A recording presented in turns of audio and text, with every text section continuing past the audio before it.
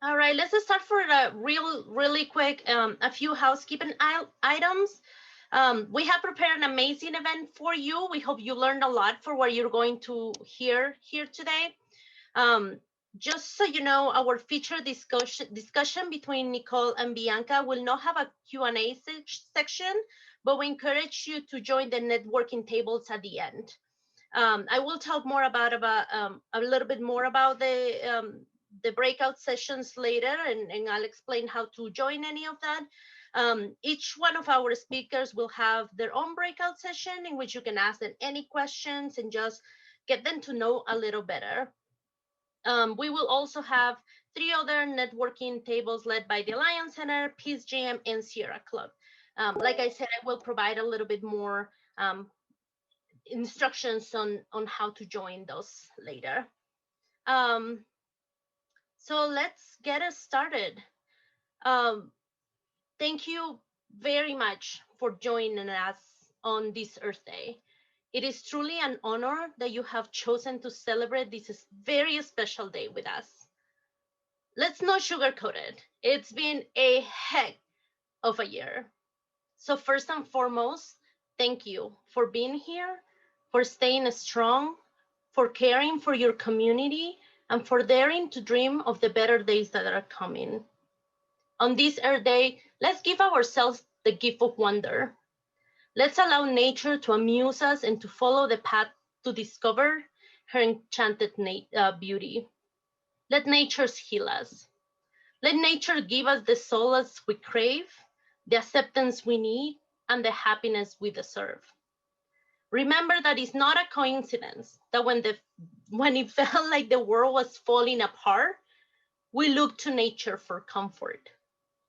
Thank you to Peace Jam, Sierra Club, and EarthDay.org for your support in putting this event together. I also want to thank all the nonprofit organizations, our partners in arms, for weathering this storm together, for your tirelessly work, and for your courage, for the courage you have shown, not just this year, but always. Thank you for checking on each other, for supporting each other. I know that today we celebrate, but tomorrow we continue to work with the courage and the energy we always had. And for all of us here today, remember that our efforts are not in vain. Today, on Earth Day 2021, President Biden, during today's climate summit, announced, among other things, that by 2035, we will be a carbon pollution-free country. Make no mistake, we all made that happen. So welcome and please enjoy. Um, if you were able to gather any, if you were able to get the um, baskets from Serendipity, please go ahead. Remember your snacks and your drinks. Um, we have the face mask to pamper yourself later, but just go get your drinks and your snacks. Um, and talking about Serendipity, which is an amazing company and one of the sponsors of these organizations, let me thank all the sponsors that have made this evening together. New Belgium Fat Tire, KBCO, Group 14 Engineering, Amalgamated Bank, Oatly, and Plant Morin. And of course, I can't forget to give the most special thanks to our premier sponsors, Impact Asset Managers and Moy White, who we will be hearing from shortly. Thank you for helping making this Earth Day special, for your continuous support, for being part of this event, and for allowing us the opportunity to learn more about you and your fantastic work. And with that, we would like to first introduce you with a short video to Moy White.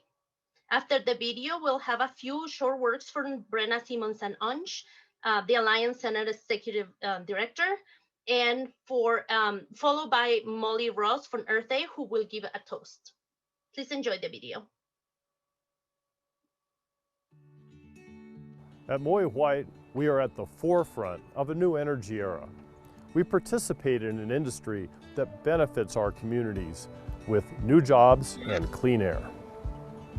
Our advanced energy team advises clients on opportunities available to them during this transition, whether it's energy storage, energy generation, construction, transportation, or resource acquisition. This energy transition will be the most important economic force in our lifetime. We want to be at the forefront of understanding how the transition affects our clients and communities. As one of the first law firms certified as a B Corporation, we believe that it's not just morally important, but corporate responsibility is good business. We see the advanced energy sector unlocking untapped resources and potential for savings that have a dramatic impact on business and the environment. Connect with us at Moy White to learn how your business can benefit from the new energy economy.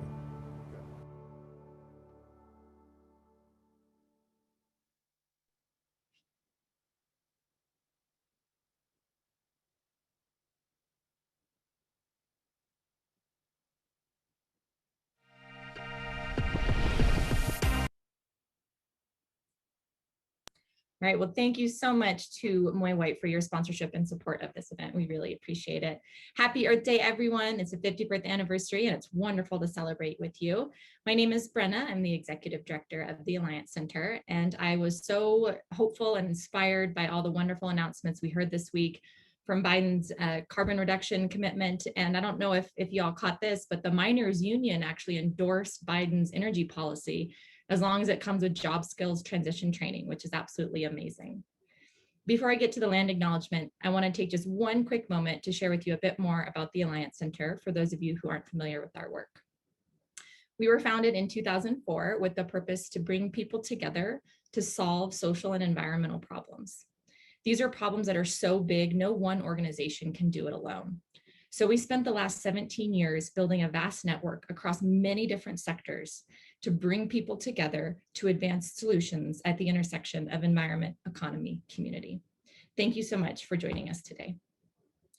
At this moment, we'd like to take the time to acknowledge the unceded ancestral lands of the Arapaho, Cheyenne, Sioux, Ute Nations, and peoples.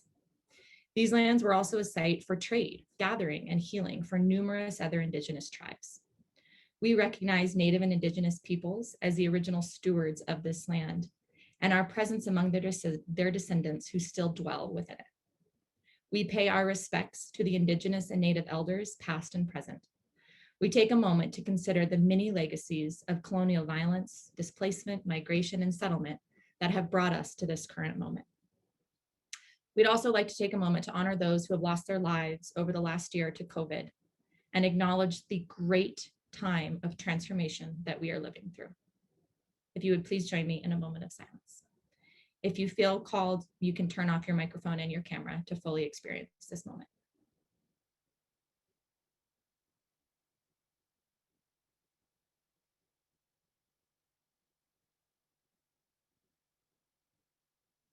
Thank you again for joining me in that moment of recognition.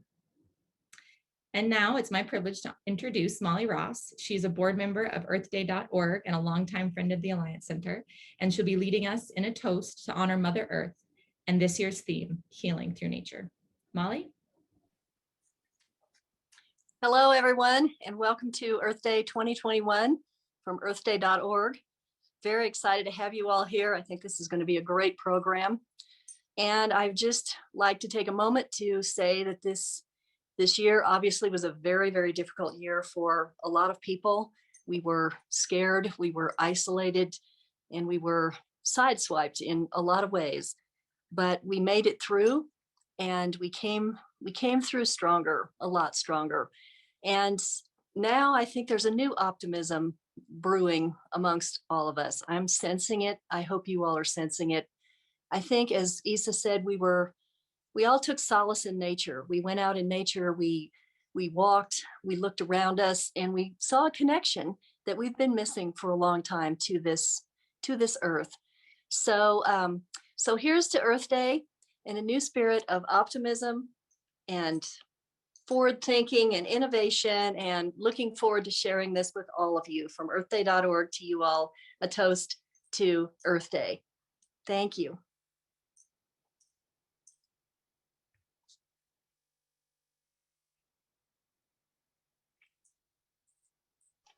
Cheers, everybody, and thank you so much, Molly, for that great toast. And thanks again to Serendipity Catering for putting together these delicious, delicious drinks. Now, it is with great pleasure that I introduce you to Bob Helmuth, Vice President of Business Development and Impacts Asset Management.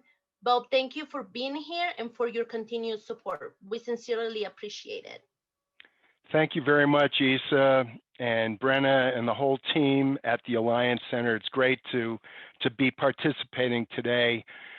Impacts Asset Management, Pax World Funds, is a global leader at sustainable investing. And I want to make the connection here between investing and doing good for the environment. We're proud to once again serve as a sponsor on behalf of the Alliance Center, which I look at as the hub of sustainability serving greater Denver and beyond. At Impacts, we have a mantra for how we invest in all of our mutual funds. We seek to invest in opportunities arising from the transition to a more sustainable economy. And as we celebrate our planet on Earth Day, we believe that the economy is in transition. And as our rate of resources exceeds long-term capacity, we need to shift from a depletive economy to a more sustainable one. We can all reflect on this during Earth Day and really every day. This is the basis for how we invest in all of our Pax World mutual funds. In our view, the transition to a sustainable economy will drive growth and performance for well-positioned companies. It'll create risks for those companies that are unable or unwilling to adapt, and we know what those companies and sectors are. This will lead to losers and winners, and frankly, I'd rather invest in the winners. And we can indeed invest to address climate change, which is a threat that's affecting our communities and our planet. So, on this Earth Day, we need to consider the facts of increasingly severe weather, too much or too little water, and rapid depletion of our resources. How you direct your money will have a positive impact at addressing these urgent concerns. And your participation at the Alliance Center will actually enable you to align yourself with terrific advocates for awareness of the issues and environmental action, which is what we need. We need to have action. So if you'd like more information on how to invest in companies that are making a difference, please visit our website at impacts.com, where you can check out our Pax Global Environmental Markets Fund, which really addresses all these subsectors of the environmental markets globally. Thank you very much, Alliance Center, for the opportunity to sponsor, and thank you all for joining us today. Really appreciate it. Back to you, Isa. Thank you so much, Bob. Thank you for that overview of the amazing work you do.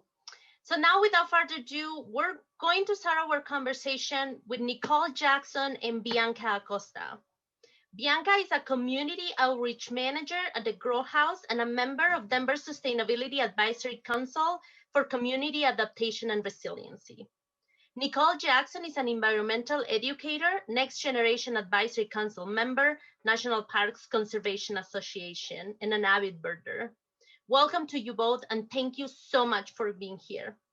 First, I would like you to introduce yourself. Why don't we start with Bianca? Bianca, could you please introduce yourself? Muchas gracias and welcome everyone. Buenas tardes, happy Earth Day. Feliz Día de la Tierra, de la Pachamama, de Nortonatzin. So yeah, my name is Bianca Acosta. I am daughter of Lila and Manuel I am granddaughter of Gabriela and Abel, of Rito and Maria. I am the great-granddaughter of Miquica and Papa Juan, Vicente and Aurora, Mi Rosa and Manuel, and Calixto and Maria, and all the ones that came before me, so I could be here with you all and speaking and sharing space. So I'm very grateful to be here with you all. I am also an immigrant. I am also a mother. I am also a two-spirited colored woman, mestizo, indigenous of the Americas. And I have a BA in education with a focus on multiculturalism. I work for Denver Public Schools for over 6 years, working with English learners. I'm also the co-founder of Pachamama Medicina, a group of women that we host healing women circles in Espanol for our communities. And also, as Isa mentioned, I am part of the Grow House team with the community outreach and education team, where we inspire to cultivate community-driven food justice through education and food access, and also part of the Sustainability Council of the City of Denver. So I'm honored to be here and be in this conversation with Nicole. I'm very excited. Thank you. Thank you, Bianca. We're excited to have you here. Nicole, could you please introduce yourself? Yes, thank you for having me this evening. My name is Nicole Jackson. I use pronouns she, her, hers, and I am based in Columbus, Ohio, the land of the Shawnee, Miami, and Hopewell tribes. And I have a few different titles for myself, but first and foremost, I am an introvert. I'm also a blackbird watcher and nature enthusiast. So a lot of my work focuses on getting Black communities out and reconnected to nature and their history in connection to the land, focusing on healing, understanding of self through resilience, through storytelling, but also knowing that my ancestors before me played a big role in how we should continue to have a connection to the land. My background is in environmental education and interpretation from the Ohio State University's School of Environment and Natural Resources. But I'm also recently one of the co-organizer of Black Birders Week and founder of Black and National Parks Week. I am representing the National Parks Conservation Association, and I am part of their Next Generation Advisory Council. So the council brings together a group of individuals ages 18 to 34. There's about 16 of us, I believe, within the cohort now, that explore the effective methods of engaging younger generations in national park advocacy and protection. So we have an opportunity to work closely with NPCA staff to ensure the protection, enhancement, enjoyment of our national and historic resources for the benefit of the present and future generations within the national park system. So thank you all for having me, and I'm happy to be a part of this discussion. Thank you so much. You both had amazing backgrounds, and would you please tell us a little bit about the journey that you have taken in life and how nature impacted it? Bianca, let's start with you. Yeah, thank you. So as I shared a little bit, I started introducing myself also with my ancestors. For us and our culture, is very important that anywhere that we go, we introduce ourselves and mention those who came before us. So I grew up in a small village in Mexico. Most of my childhood, I grew up with my indigenous grandparents. We are connected to the Huirarica tribe and Tolteca. and many other indigenous tribes from Mexico. So me growing up in a small village and really embracing what it's like to be connected with nature was one of my biggest blessings. My life took me in a different journey, and when I was a teenager, I had to immigrate to the United States, to Colorado, and that was a big cultural shock for me, where I grew up in a village where we all knew each other, where we didn't have to have that encouragement to connect with nature. Like, I grew up knowing that I am part of nature, that I am the youngest siblings of our brothers and sisters that are the animals, the plants, the spirit of the mountain and the river. And coming into the United States, one of the first things that really culturally shook me was how that was not very accessible for our communities. I would like to speak especially for our undocumented communities, immigrant communities. When I first arrived to the United States, not knowing the language, and as an undocumented immigrant, I remember the messaging that I started getting for community and for family about. Obviously, I was seeking to have that connection that I grew up with the land and with nature, and the messaging that I continue to get from my community is that, whoa, we don't have a driver's license because we're not allowed to, right? So therefore, driving to recreational things is not accessible for us.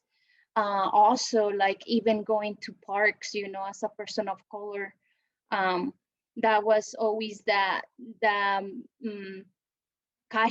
caution from our family members, like, oh, it's not, I was used to go out in nature and sit in silence and just connect to the earth, and that was not accessible here. Like, even going to the park could mean, as a teenager, that I could be asked by the police, right? As we gather, and we being people of color, that's something that we will have police being around and see what we're doing, or watching that we were being too loud and all of that. I think, long story made short, I realized very quick as I came into this country that that connection that I grew up with, that way of being, was not something that was shared in the community that I was now part of. So it took me many years. I went through the education in this country and feeling more and more disconnected and assimilating, especially as I went through high school and college, and how violent assimilation can be, how violent becoming part of an education system that does not honor my way of living, the way of living of our ancestors.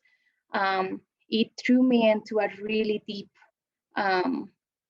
depression. And after I graduated from college, I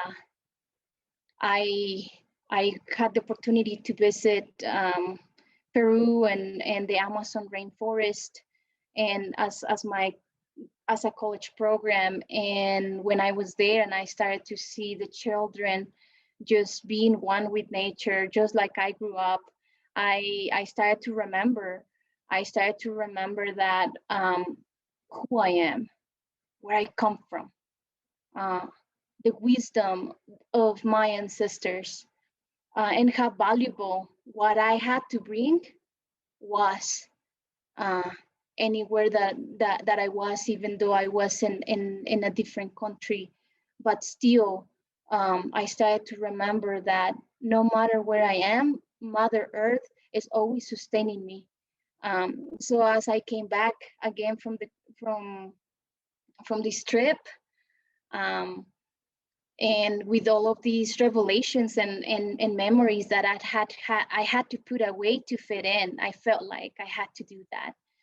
I started a deeper journey of me reconnecting. At that point, I had a privilege because now I had a driver's license because I am a DACA recipient. So I was able to have a privilege to then get a job that could allow me to have a car and a driver's license. And I started to go back to remember the teachings of my grandparents, the teachings of my people, of my ancestors. And as I reconnected to the land, to the people that was here, especially in Colorado, I started to heal myself from going through all those experiences as an immigrant, as a person of color, as being, this is not my language, this is not my heart language, and really taking in the teachings of our Mother Earth to support me in my healing journey. So throughout my background as an educator, that's something that I always took with me, like the message of sharing with students about the importance of connecting with our roots, the importance of keeping our languages, highlighting the beauty of our brown skin and what that means, encouraging them to go deeper and to know about our ancestors. We are indigenous of the Americas, and our ancestors are resilient. And when we go out in nature, it reminds us. So that was the message that I brought with me in my teaching career. Now at the Grove House, what brought me there is because being urban farm, when I was a teacher, I brought some of my students to a field trip, and I remember my students having a space to be grabbing soil and learning about worms and learning about building soil. And I knew that that was a place that I wanted to work, that I wanted to continue to be in spaces where I could be my most authentic self and where I could feel that I'm allowed to be me and that I have a lot to bring from my journey.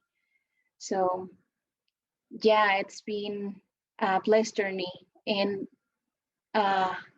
always having the opportunity to reconnect with nature has given me the opportunity to feel like I have home, like this world is my home. Thank you so much, Bianca, for sharing all that experience and all that journey with us. Nicole, would you like to share yours? Yeah, so I grew up in inner city Cleveland. I have 10 brothers and sisters, and the last time I counted, 16 nieces and nephews. And when I was younger, I had a very different experience with my connection to nature, and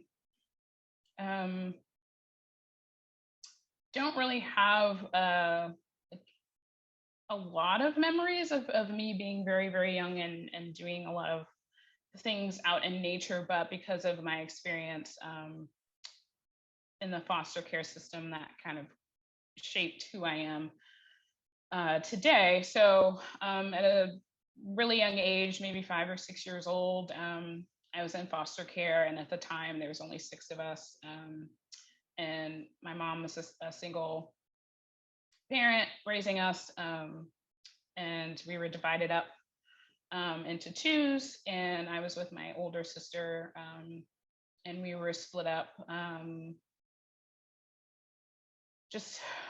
It happened really fast. I have a lot of memories of what happened, and the stress of it, the screaming, the crying, seeing my mom in the street with the police, telling her that we were going to be taken away. and just being put in the back of a vehicle and just not seeing her again, and in the middle of the night, being taken to a home. We didn't know where we were. We didn't know these people we were going to be living with. And a matter of 24 hours, our lives had changed. And I didn't get to see or speak to my other 4 siblings. So it was just my older sister and I. And from the time that I was there, I would say a few years, unfortunately, we were abused in foster care.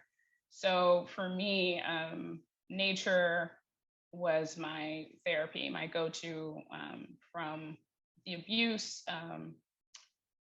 to really try to understand, have better clarity of trying to just get through that trauma and that pain, and just wanting to be back with my family, not knowing when that was going to happen, but just holding on to hope that I would see them again, and not feeling safe, even though you're with a family. You're supposed to be taken care of, you're supposed to be supported, you're supposed to be provided care and love and nurturing and all of that stuff. But I don't have a lot of memories of that with my foster family. So I would always go out in the backyard, and just sit and think about being in another place. And I really paid attention to nature and just like refocusing my energy as far as like feeling sad or being angry or having worry, into like the nature around me. So I remember a grapevine being in the backyard. There's also plants on the side of the house, that I would always look at and just, sit with my thoughts. But then there's also school, which is, I feel like education is a big part of my life. I felt like that was my other place that I can go to and feel myself and be just feel like a kid. And my teacher, Miss Post, I just very fond memories of her. She always made me smile. She was always very welcoming. She didn't know what I was going through. I never talked about it to anyone, but just knowing that I can go to a place where I could feel safe and supported, and accepted, and just a caring and nurturing way just made me feel more hopeful and less hopeless. And yeah, so school kind of, along with nature, started out as therapy for me, and then it progressed. Eventually we were able to come back, be back with my full family. And again, I never talked about the abuse, not even with my sister, my older sister, and just having to push down that trauma. I didn't get therapy. I didn't really talk about it. It was just more of, when I was feeling those emotions coming up again, I would just go outside. And to my family, they saw it as, me being odd or weird, because I, was so drawn to nature and the outdoors. And I was very quiet, very reserved. And I felt like I could be myself and feel and heal in nature. So that's kind of where I just drew my energy to. If I wasn't in my room most of the time, reading books or listening to music, I was outside. But nature gave me a different perspective on how to deal with my trauma and like my emotions. And I wasn't processing this when I was at that age, when I was really, really young. But once I got older, I started to see how much it was impacting me and helping me manage my emotions, teaching me patience, teaching me about self-acceptance, teaching me about beauty, like that, even though these horrible things happen to me, there's beauty in the world. And, the little things just seem so much more important. And then having to process that with a big family, was really difficult. So a lot of the times I felt isolated, I felt alone, but not, to the fault of them, but just because I was still trying to process my trauma and piece it all together.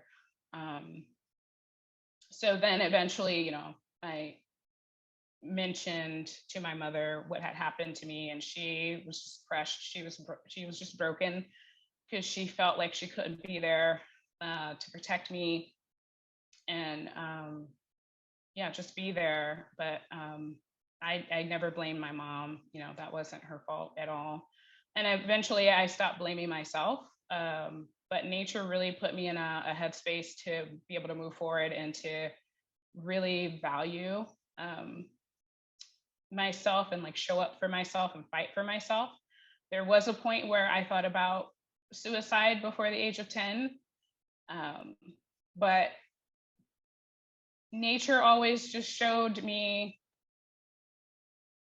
to just keep fighting. I don't know how else to explain it, but to just like keep pushing through, keep fighting, and even keep feeling. Like, even though the feelings were rough and like it was hard, it was a lot to process and try to understand, because these are adults, again, that you thought you could trust and care for you, and they didn't do that. So I just had a really hard time forming relationships with people in general. And then it became, how do I rebuild my connections with people? And nature showed me that I could do that by sharing my love of nature and how it was helping me heal. I wanted to share those benefits and that impact with other people. I didn't want to keep it to myself. So it was pretty much setting myself up for this hard journey of continuing that healing and understanding of who I wanted to be, not from my circumstances, but like who I really wanted to be and like how I wanted to set my path and take control of my life. And nature did that for me. And then it became, I want to learn more about nature in general, like about trees and birds and ecosystems and habitats and those connections, and be able to teach it to other youth and help them realize that they can use that as a healing medium in a way to get through their trauma as well, and at least be able to use it as a tool to process their trauma. And because of that trauma, I actually don't have a lot of memories of my childhood, because a lot of it's just, I'm sure it's just because it's been blocked out because it was so traumatic, sorry. And then as I got older, just wanting to just start fresh, start new. And now, I focus more on the healing of nature, and besides getting outside and bird watching and hiking and doing all the outdoor recreation activities, it's really been helping me reconnect with my family and people in my community that are really seeking other ways to heal themselves. And I feel like nature is definitely something that can be a part of their lives. And I'm noticing that with family members, and they see how it's impacting me. For example, my aunt has been going on more hikes with me when I visit. She's more intrigued by birds now and planting flowers and things like that. So for me, it's more of just those subtleties that I'm picking up from them, because they see how it's impacting me, that I see that I'm having an impact, and with youth as well. So just finding more ways to get them connected to nature and the outdoors, and finding a way for them to share their story through those outdoor experiences, but making it their own. Not me imposing, what I like or what I enjoy on them, but just making sure that they know that it's a tool. So, yeah. Thank you so much for so openly sharing your personal journey and those experiences that can be a lot of times so personal and so difficult to process. There's a couple of topics that came out, access and privilege, and how important It is to ensure that all communities have access and that nature is not just a privilege for the few. So thank you for highlighting that. I really appreciate it. We're running a little bit out of time, but I do want to ask you a question really quick before we leave. On this Earth Day, in which we celebrate the successes of the past and look forward to the future, what would you want people in this virtual room to commit to? What can we all do that is meaningful and long-lasting? Bianca, let's start with you. Yeah, thank you. If there was one thing that I will all invite you to do is to, go deeper in the connection with nature, not just as a recreation, as a hobby. Go deeper into the teachings of our Mother Earth.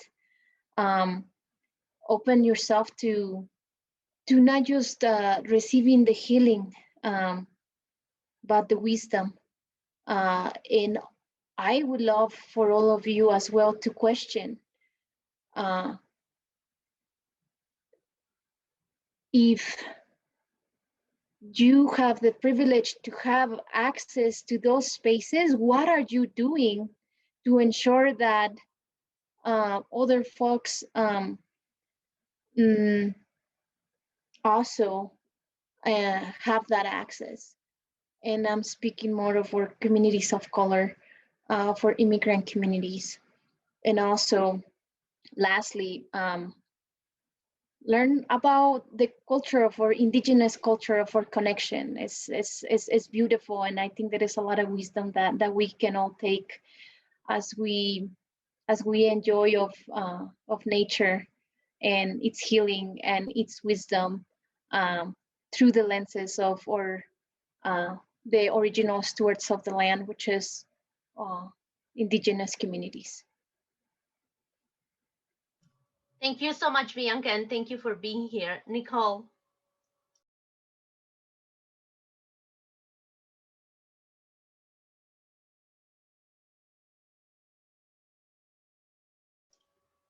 Nicole, can you hear me?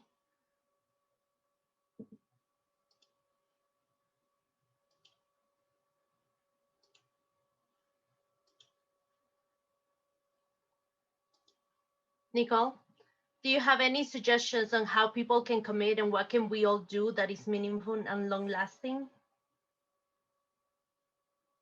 Can you hear me okay? Yes, now I can. Thank you. Sorry. Sorry about that. So yeah, for me is being still, not feeling like you should have an answer, and connecting back to what Bianca was saying, of beyond the healing, accepting the wisdom that comes with nature, and really like just being open to receiving that wisdom and listening and being present in the moment, and again, not feeling like you have to have a solution to all of the things that are happening, because we're not going to have that. And I think it is more important to really dig deep within and figure out your role. And we have, even as individuals, we have different ways that we can show up for ourselves, for our families, for our communities. And it's okay to have various roles. You don't have to have one way to show up. And just checking in, with yourself of, do I feel like I could, be doing more, doing less, listening more, talking less? Like those things are good, because I feel like a lot of the times it can be very overwhelming with all of the chaos that we have going on in the world, and especially with seeing the degradation of Mother Nature. It can be very overwhelming. But knowing that there's a place and time, and it's okay to be still and to mourn and to grieve, but then also try to I guess remain hopeful that nature is very resilient, and nature is teaching us that we can be resilient as well, and that we've made it this far. And we definitely can keep moving forward as long as we have that understanding that we can't do it alone. And we have to start with ourselves in order to be able to go to that next step, that next chapter, but not force it, just kind of the ebbs and flows of life, I guess, is the best way I can explain it. And just, knowing who you are, and that's what nature's taught me, knowing, like, because I know myself more, I know where I can show up as the best version of myself, and not hide parts of myself, but show up as my complete self, and show the world what I can do. Thank you so much. Apparently we still have a couple minutes, so is there anything else you would like to add? Either Bianca or Nicole. Is there anything that we miss? No, we're good? Yeah, awesome. Well, thank you so much again. Like, I can't thank you enough for being here today, for celebrating with us, for sharing your experience, your expertise. I already heard you talking before when we were practicing, and I just so inspired by everything that you just said. And I can't wait to see all the places you're gonna go, because I know that you have done a lot, but there is a lot more that you're doing, and I can't wait to see that. So thank you. And now we I don't know what can be more healing than seeing our youth take an interest in protecting the planet. I can't even call them the next generation because they are already hard at work. My heart really fills up with joy when I see our youth working so hard at healing our planet. Let me introduce you to Skye Henley. Skye is a sophomore from Highlands Ranch, Colorado, who is working with the Rocky Mountain PCM Youth Cabinet on a climate change subcommittee, a program focused on inspired communities and encouraging young people to lead. Skye grew up in a community that encouraged protecting nature and our planet, and has been working to spread these ideas through unique ways in youth engagement to Colorado communities. Skye, welcome. Hi. Hi, everyone. It's so great to meet you all. My name is Skye Henley. I'm a sophomore at Thunder Ridge High School in Highlands Ranch, Colorado, and I am working with the Rocky Mountain Peace Jam Youth Cabinet, which is a wing of the Peace Jam Foundation that is focused on empowering our communities and encouraging young people to lead. Peace Jam as a whole is a global organization whose mission is really to inspire young people through the spirit, skills, and wisdom of Nobel Peace Laureate mentors. And I am personally working on the Climate Change Committee. The reason I decided to get involved in this specific committee was my passion for the earth, which is something I grew up with in my family and community, where I was taught to protect nature, eat vegetarian, and help others understand why it is so important to protect our planet. And it has been a learning journey along the way, as I've learned many new things from people. And that's why I'm so excited about joining and spreading the work done by our Climate Change Committee, as well as groups like the Alliance Center. We are currently working to spread awareness and around climate change, specifically the negative long-term effects of plasticware, plastic in schools, and plastic in our community.